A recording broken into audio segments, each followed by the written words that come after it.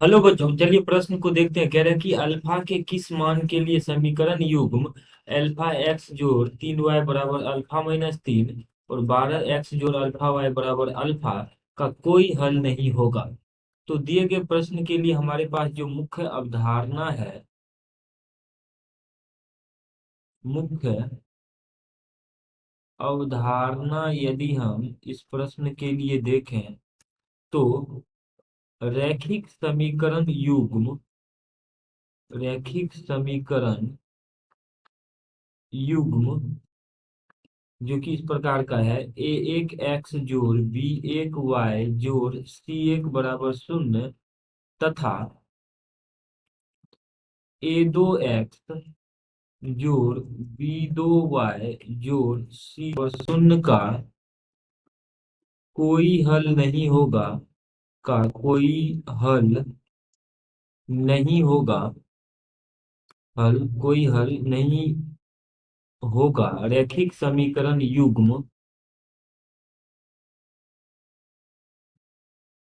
रैखिक समीकरण युग्म एक एक्स जो बी एक वाई जो सी एक बराबर शून्य तथा ए दो एक्स प्लस बी दो वाई प्लस सी दो बराबर शून्य का कोई हल नहीं होगा यदि यदि ए एक बट्टा ए दो बराबर बी एक बट्टा बी दो बराबर नहीं होगा सी एक बट्टा सी दो। तो उस स्थिति में दिए गए रैखिक समीकरण युग्म का कोई हल नहीं होता है।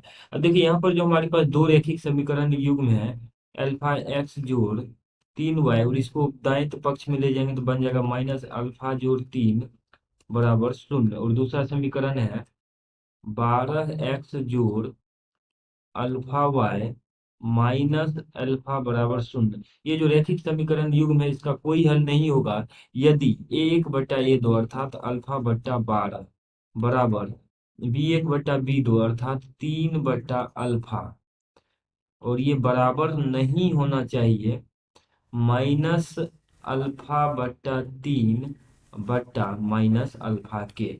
तो प्रथम और द्वितीय पद को अगर हम हल करें तो ये आ जाएगा, वज्र गुणन करेंगे तो अल्फा गुना अल्फा अर्थात अल्फा की घात 2 बराबर आ जाएगा यहाँ से 12 गुना 3 यानी 36, अर्थात अल्फा बराबर आ जाएगा प्लस माइनस वर्गमूल 36।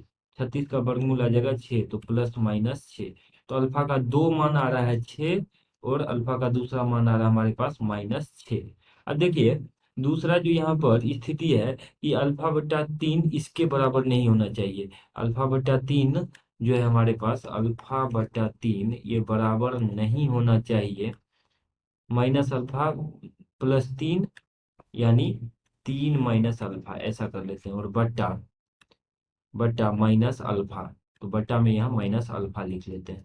अब देखिए बारी बारी से अल्फा का जो दो मान आया है हम यहाँ रख के जांच कर लेते हैं। तो अल्फा बराबर अगर 6 रखेंगे तो 6 बट्टा 3 तो 2 बराबर नहीं होगा। यहाँ पर अगर हम 6 अल्फा का मान 6 रखेंगे तो यह आ जाएगा 3 माइनस 6 अर्थात -3, और बट्टा में यहाँ पे -6। तो ये इसको संतुष्ट कर रहा है, यानी अल्फा का मान जो है ये 6 संभव है।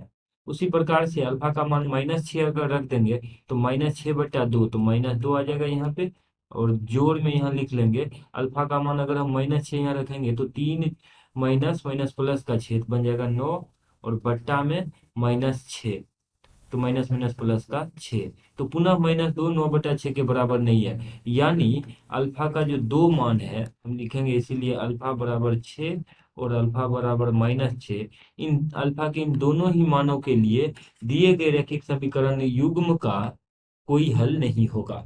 आशा करते हैं कि इस प्रश्न का हल आपको समझ में आया होगा। धन्यवाद।